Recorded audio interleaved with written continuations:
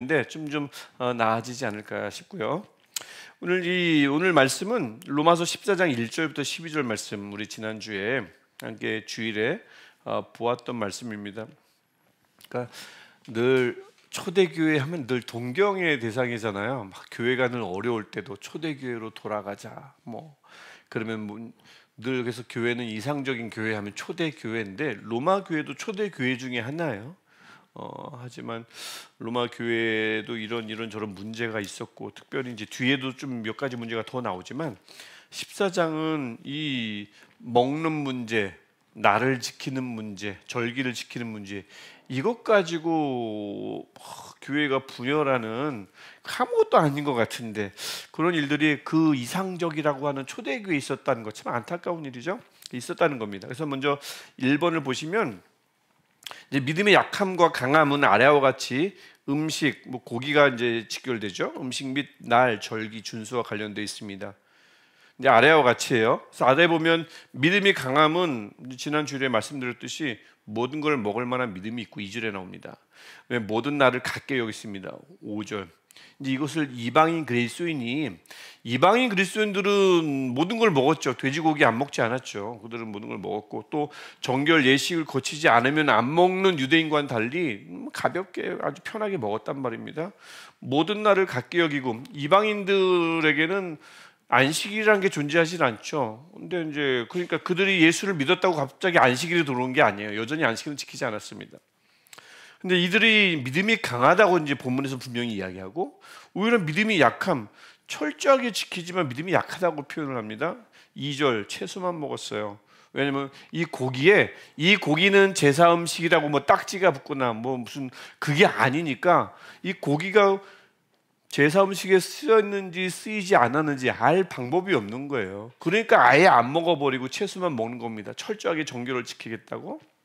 그 다음에 5절에 나오듯이 이 날을 전날보다 낮게 라고 되어 있는데 더 거룩하게 라는 뜻입니다. 어떤 날을 더 거룩하게 여겼겠어요? 구약 곳곳에서 출애굽기, 신명기, 십계명에도 나오듯이 안식일을 거룩하게 지키라고 말씀하셨으니 안식일이 어떤 날보다 더 거룩하죠. 너무나 성경적인 이야기입니다. 그러니까 이제 그것을 당연히 이 날을 전날보다, 즉 안식일을 다른 6일보다 더 거룩하게 여긴 게 맞는데, 유대인 입장에서는, 유대인 그리스도인에 대해서도 그런 생각을 가졌단 말이죠. 그러니까 요즘 우리가 생각하는 믿음의 약함하고 강함은 좀 다른 거죠. 우리 요즘 교회에서는 어떤 분들을 믿음이 강하다고 하고 어떤 분들을 믿음이 약하다고 하는 건가요? 우리는 어떤 기준으로 하죠? 누가 믿음이 강한 거예요? 보통 급이 높으면, 직분이 높으면요. 어떤 급이요? 오래 다니면, 일단 신앙생활 오래 하면, 일단 그렇죠. 그렇게 생각할 수도 있죠. 믿음이, 저분은 이 교회 40년 다녔어. 일단 먹고 들어가는 거죠. 40년 하나로. 그 다음에 장로님이셔, 권사님이셔 하면 일단은 저분은 믿음이 좋겠거니라고 생각하죠. 또 어떤 분들은 요즘 이제 믿음이 강하다면 아주 큰 시련을 당했는데 남들은 다 넉다운 됐는데 저분은 좀 더 흔들리지 않아요. 몰랐는데 저분 정말 은근히 믿음이 강하구나, 믿음이 깊구나라고 생각할 수 있고, 어떤 분들은 여기 이제 직분자들 계시니까 목사로 예를 들게요. 또 이제 특정 직분을 얘기하면 좀 그러니까 목사인데 저거 아무것도 아닌데 남들은 다 맵집이 좋아가지고 다 버티는데 목사가 그 똑같은 일 당했는데 교회를 안 나온다고, 나 설교 안 해 하고 막 해버리면 이거는 좋은 줄 알았더니 오히려 생각보다 믿음이 약하네라고 할 수도 있는 거고요. 그러니까 요즘 말하는 믿음의 강함과 약함이 이 당시에 믿음의 강함과 약함과, 적어도 로마 교회에 맞서 말하는 그 기준이 달랐다는 것을 알 수가 있죠. 로마 교회에서는 믿음이 강함과 약함을 모든 것을 먹을 수 있는 자유를 누릴 믿음이 있느냐 없느냐, 이런 부분이 그 기준으로 적용이 됐고요. 근데 왜 이런 차이가 생겼을까? 제가 설명하면서 거의 얘기를 했지만 각자의 배경과 신앙 경험이 어떻게 영향을 미쳤을까요? 출발점이 다른 거예요. 같이 요이 땅 해가지고 예수를 믿기 시작한 게 아니고 원래 유대인이었다가 그러니까 평생 뭘 지키면서 살았어요? 안식을 지키면서 살았고 돼지고기 안 먹어야 됐고요. 여러분, 이 안식일도 정말 중요한 날이지만 돼지고기 같은 경우는 약 한 150년, 60년 전에 이 돼지고기를 안 먹으면, 그러니까 먹으면 살고 안 먹으면 죽는다 라는 법령을 공포한 적이 있어요. 그래서 돼지고기를 먹으면 살려줄게. 유대인들이 대부분이 먹었을까요? 안 먹었을까요?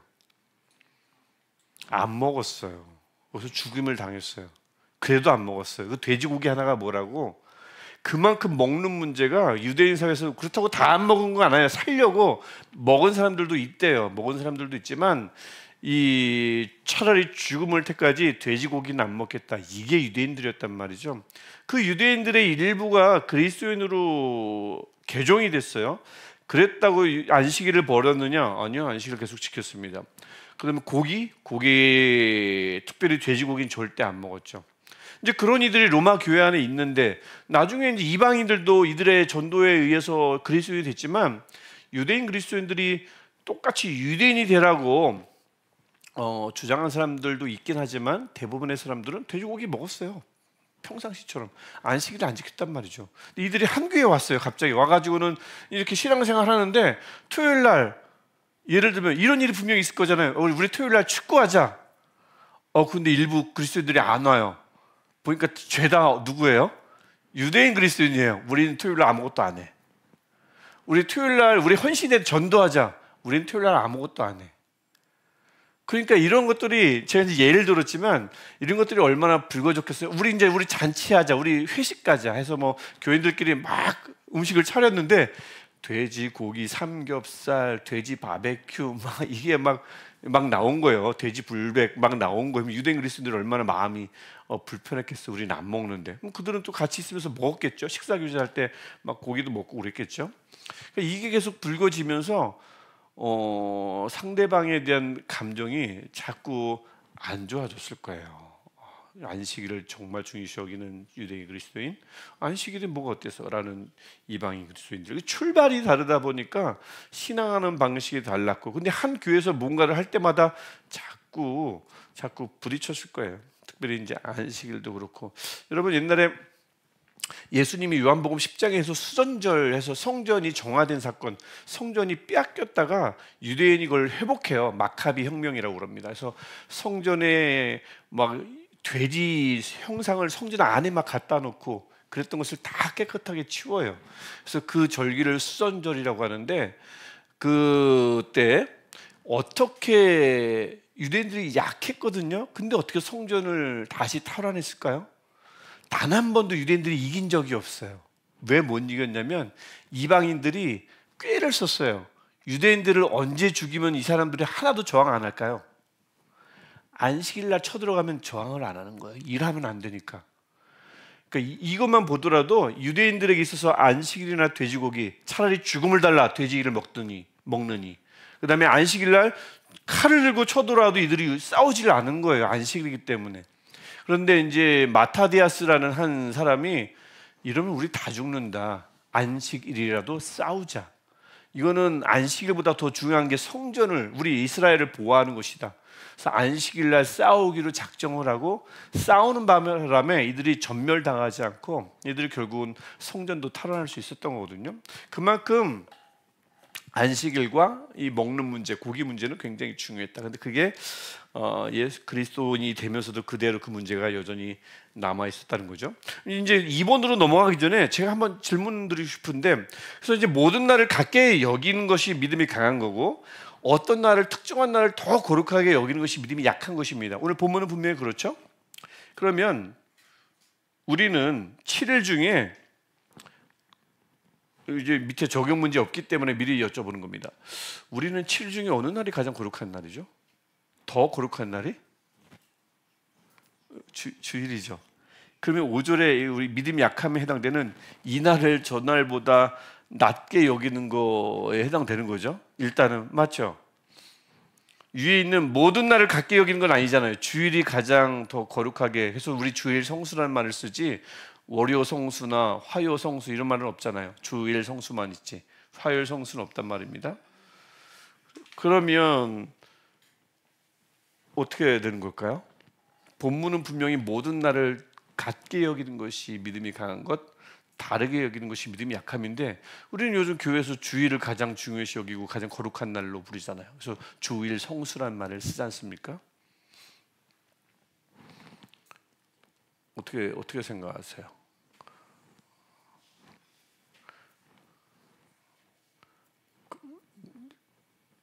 수요일도 거룩하고 주일도 거룩한데 왜 우리는 그럼 주일날 예배를 드려야 할까요? 다 거룩하다고 봐야 될 것 같은데, 하지만 우리 인식은 아무래도 주일이 제일 거룩하죠. 저도 그래. 저도 그렇게 컸기 때문에. 물론 이 로마서에서는 어떤 걸 선택하라라고 하진 않잖아요. 모든 날을 같게 여기면 그 사람도 인정, 이 날을 저 날보다 낮게 여기면 그 사람도 인정하라고 하지, 누가 틀렸다고 이 로마서는 손을 들어주진 않는 건 분명합니다. 그렇죠? 그건 분명한데, 근데 우리는 하지만 어쨌든 주일을 정해놓고 주일 예배를 드리고 가장 중요한 날로 우리가 지키고 있잖아요. 왜 우리는 주일을 지킬까요? 왜 목요일 날 예배 드리지 않을까요? 안식일이 주일로 옮겨져서, 안식일을 거룩하게 지키라고 했는데 안식일이 주일로.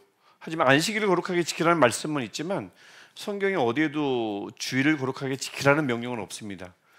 안식 후 첫날 모였다는 기록은 있고, 초대교회 이제 그 주일 부활하신 날을 기념하면서 정기적으로 모였다는 기록은 조금 있지만, 사실 초대교회는 매일 모였어요. 매일 거룩하게 지켰습니다. 매일 자기 것으로 여기지 않고 다 공유했단 말이죠. 초대교회는 그랬습니다. 근데 지금 와서는 이제 그렇게 된 거죠.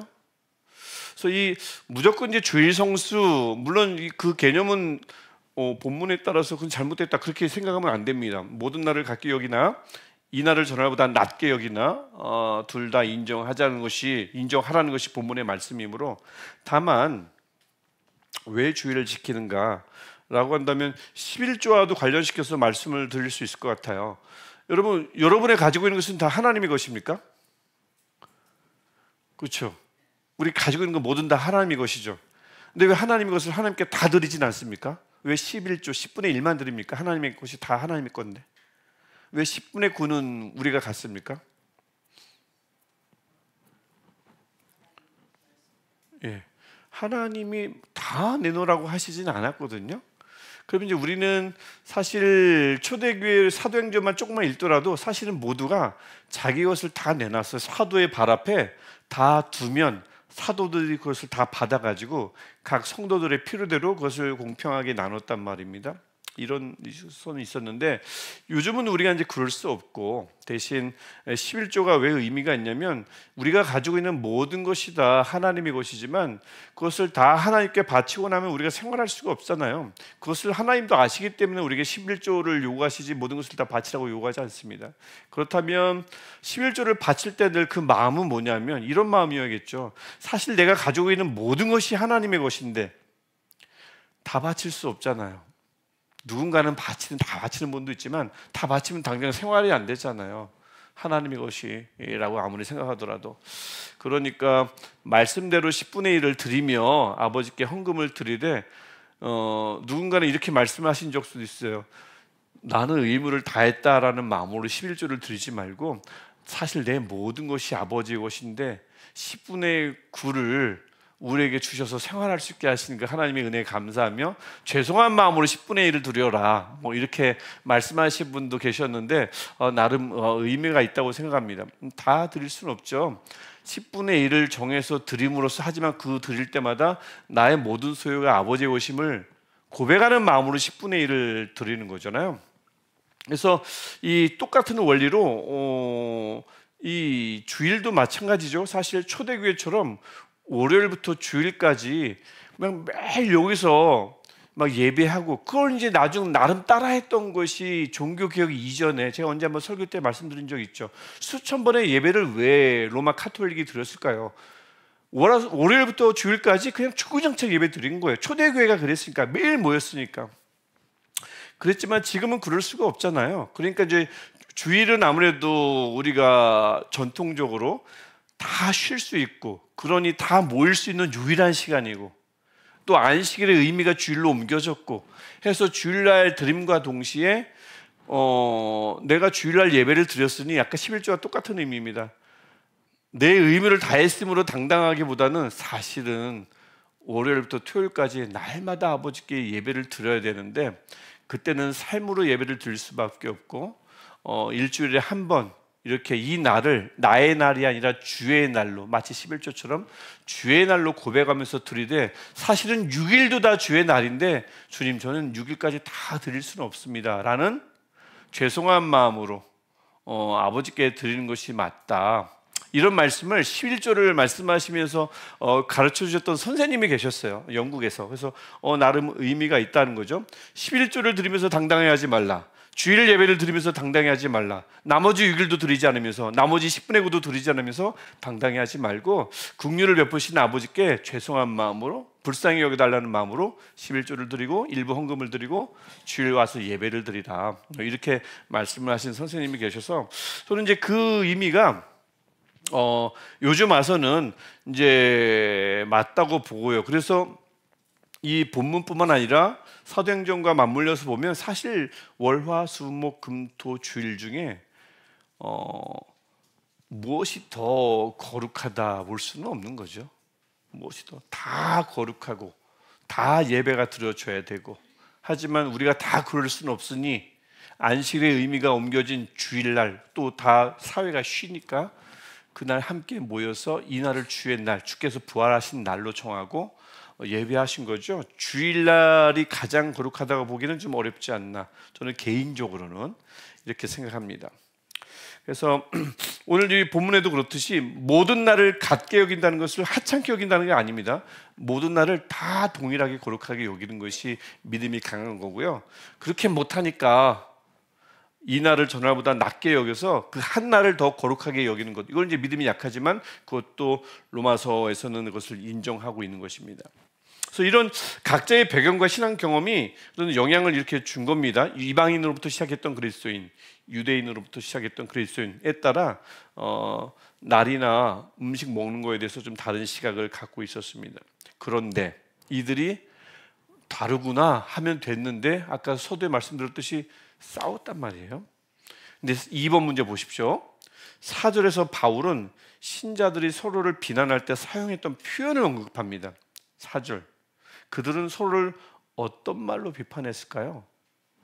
그 4절을 가만히 보시면 나와요. 4절 한번, 제가 이제 4절 9절 거기다 적어 놓아 드렸죠. 보시면 한번 4절 누가 한번 읽어봐 주실까요? 4절.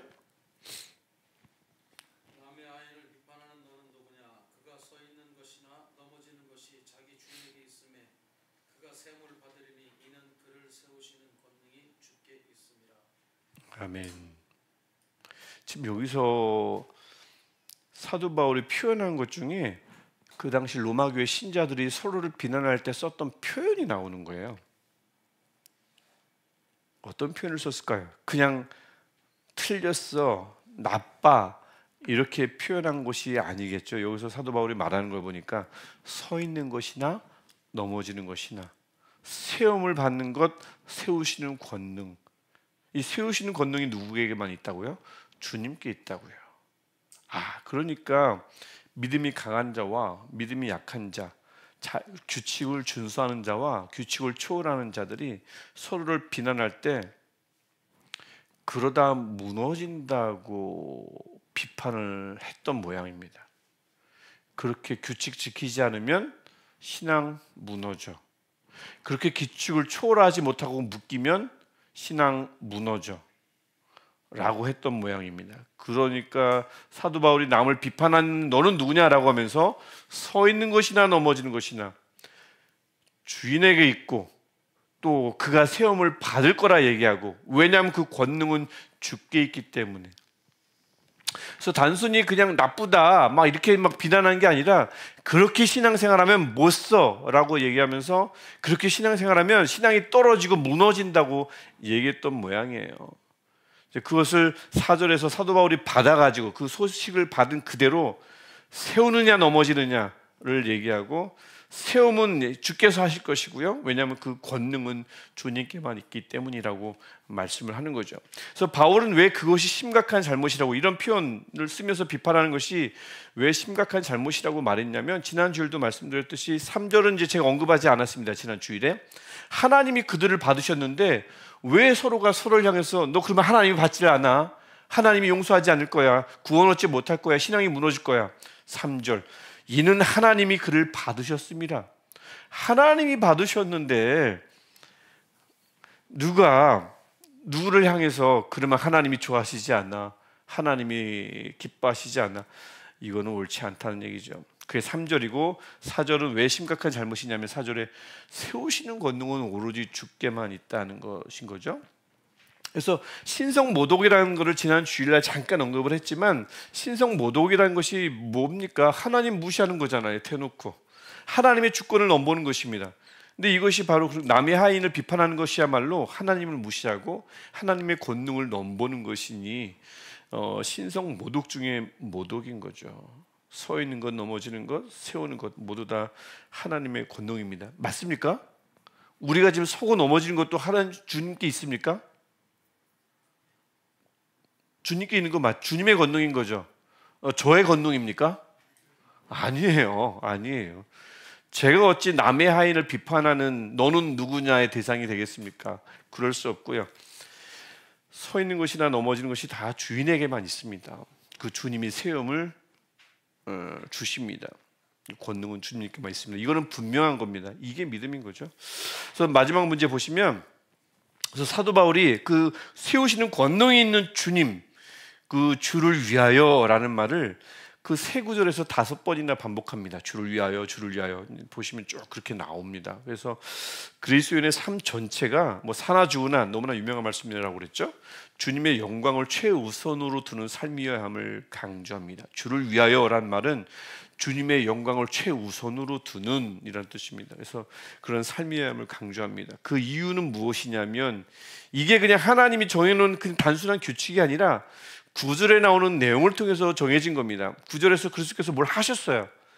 그래서 우리가 무조건 주를 위하여 살아야 합니다. 무엇을 하셨죠? 9절에서 이를 위하여, 주를 위하여 살도록 하기 위하여 그리스도께서 뭘 하셨습니까? 죽으셨어요. 그리고 다시 살아나셨다고요.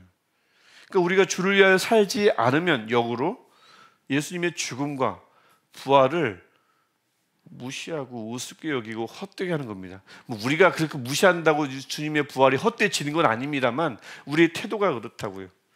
그래서 예수님께서 우리로 하여금 주를 위하여 살게 하시기 위해서 예수님께서 죽으셨고 부활하셔서 죽은 자와 산 자의 주가 되셨다. 그들에게 부활의 주님이 되신 거죠. 그래서 그들이 부활을 경험할 수밖에 없잖아요. 이 일을 위해서 예수께서 죽으셨는데 이 땅에 오셔서 주를 위하여 반드시 살아야 될 이유가 바로 여기 있다고 말씀드릴 수 있는 거죠.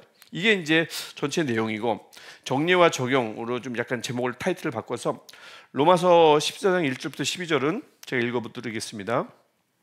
신앙이 강한 자와 약한 자 사이의 차이를 인정하는 거예요. 지금 누구를 비난하지 않죠. 다만 다음 주일에 볼 말씀을 보면 그래도 강한 자가 약한 자를 좀 배려하라고 합니다. 할 수 있어도 약한 자가 시험 들까 싶으면 자유를 포기하라고 해요. 이게 사실 사도 바울의 늘 일관된 마음입니다. 강한 자가 약자를 보호해야 되죠. 당연히 그렇죠. 근데 이제 오늘 본문에서는 그런 부분은 언급이 되지 않으니까 사이의 차이를 인정합니다. 누구의 편을 들어주질 않아요.